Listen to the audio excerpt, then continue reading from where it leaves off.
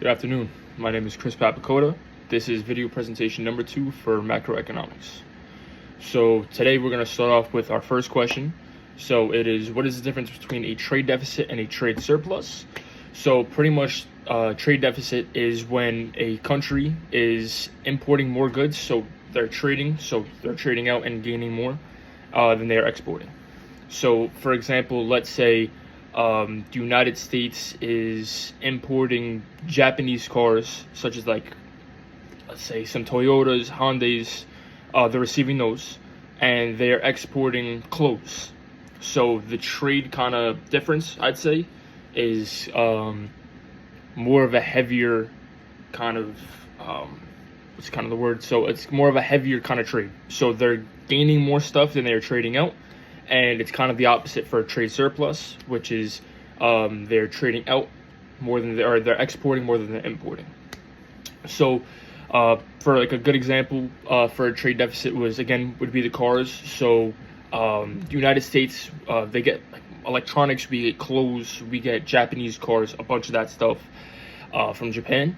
And at the same time, we're exporting stuff like, let's say, agricultural products, such as like food. Let's say we're sending out machinery. We're kind of doing a trade. So since our imports, whatever we're gaining, has more value than what we're exporting, that's more of a trade deficit. So for a trade surplus, let's say again, the United States is exporting cars, or Japan is exporting some cars, machinery, and medicine to the United States, and trade back, they're getting clothes, shoes. That's very heavily so for Japan. That'd be a trade surplus since they're gaining all these cars, all that stuff, and they're doing that. The United States is in fact in a trade deficit. We tend to have a strong U.S. consumer market, so we tend to buy stuff from other places. As you'd see, like if you go to a store, most of our furniture and most of the cars that you'd see on the roads are made in different countries, made in China, made in Japan. A lot of stuff is manufactured elsewhere besides the United States and is shipped in.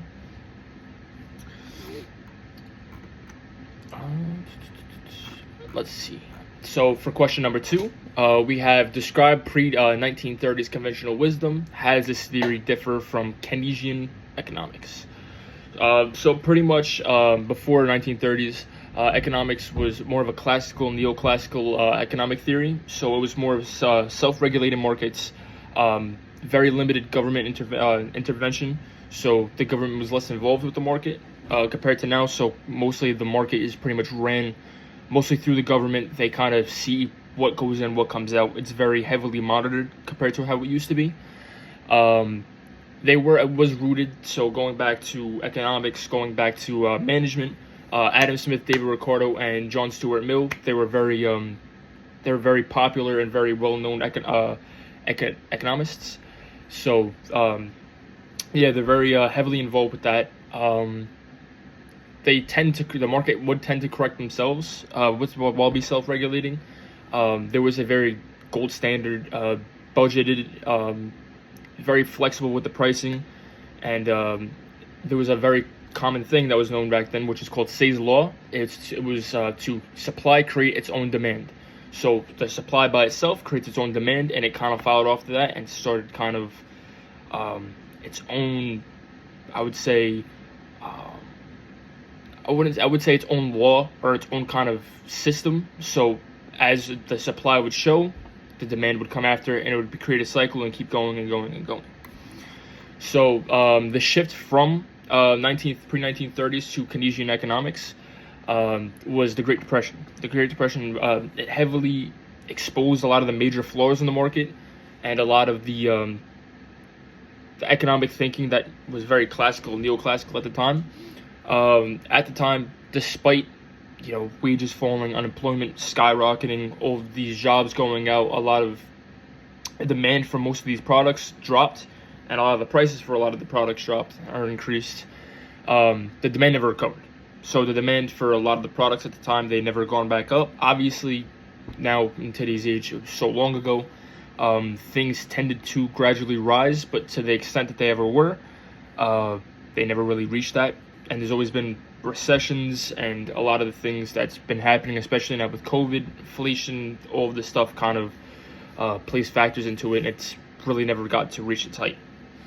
And John Maynard Keynes introduced the Keynesian economics. So it was mostly demand drove its own economy.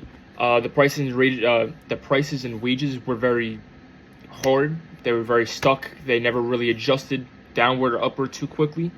The government spent time stimulating and kind of keeping everything in check compared to the government was not really involved. The government increased spending during recessions, and it kind of reduced the booms and all these drops. So the fluctuation, they kind of kept that under control.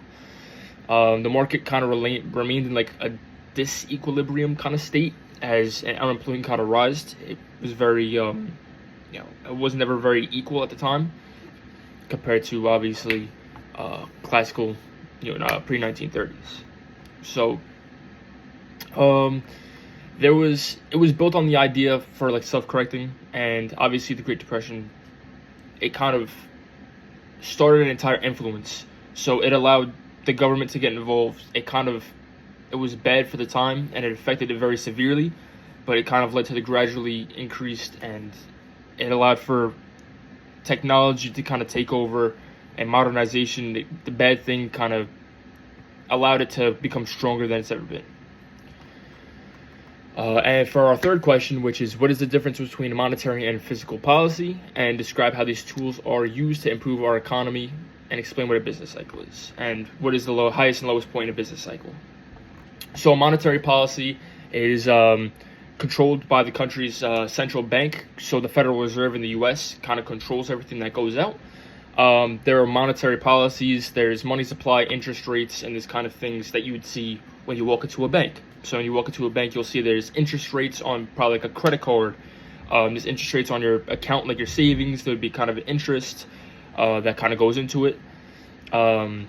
Monetary policy kind of stimulated economic growth, and it kind of led to higher rates, more money supply, maybe borrowing cheaper. So credit cards were able to become more accessible. They were more accessible. They're more used now than ever before, because at the time, borrowing was a very touchy subject, and it wasn't as secure as it is now. They used kind of controlled inflation to raise interest rates. They reduced money supply.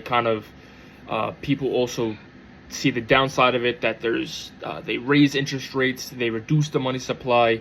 Borrowing's more expensive, so there's kind of a contradictory kind of side to both of those things. And also with the same thing with fiscal policy, which is controlled by the government. So the government is spending and taxation to influence the economy. So people may see that it's good for they increase spending, so there's more stimulus checks, there's more projects, there's a stronger infrastructure, and tax cuts also boost the economic state. It kind of boosts morale with people, so it kind of gets them to spend more. There's more that businesses are spending. But also the thing that's contradictory about it is that if the government reduces it, their spending, then taxes rise and economy starts to inflate, and then inflation starts and it kind of grows, and it's a very weighted scale, so you could see the good and the bad to it. It kind of just depends on how you would see it. So I'd say to improve the economy, you kind of, during a recession, the government can increase their spending, kind of have that very stuck spending, not really fluctuate too much with it. The U.S. Reserve or any central bank for whatever country should probably reduce the interest rates. During inflation, they should reduce spending by the bank, increase interest rates to kind of settle down things, to kind of even them out. So a business cycle kind of refers to the ups and downs of our economy. So over time, obviously that's bound to happen. The business cycle is a continuous thing. There's a lot of ups, there's a lot of downs. Some ups are so the higher parts are very high, the lower parts get really low. It kind of starts off with expansion, so the economy grows, GDP rises, employment is skyrocketed, businesses are going great. The peak is kind of like the highest point, so that's when employment's at an all-time high. That's when everybody's employed, people are making money, GDP is skyrocketed, inflation is starting to rise, but that's kind of like the peak. People are making money, everything's going great for business people, awesome.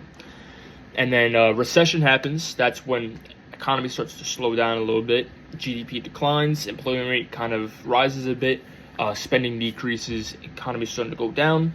Then the trough, that's kind of the lowest point of the cycle. Recession's kind of getting to an end. That's where everything's rock bottom. Spending's at its lowest, GDP's at its lowest, businesses aren't thriving as much.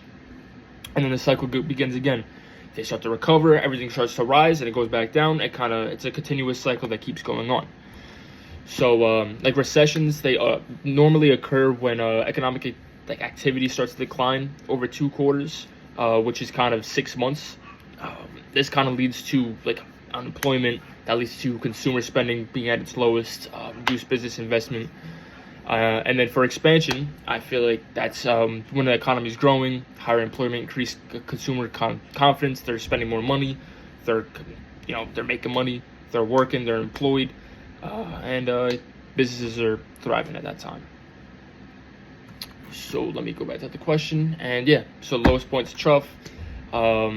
Recessions, that's when they kind of go down. Expansions when they go up. Thank you.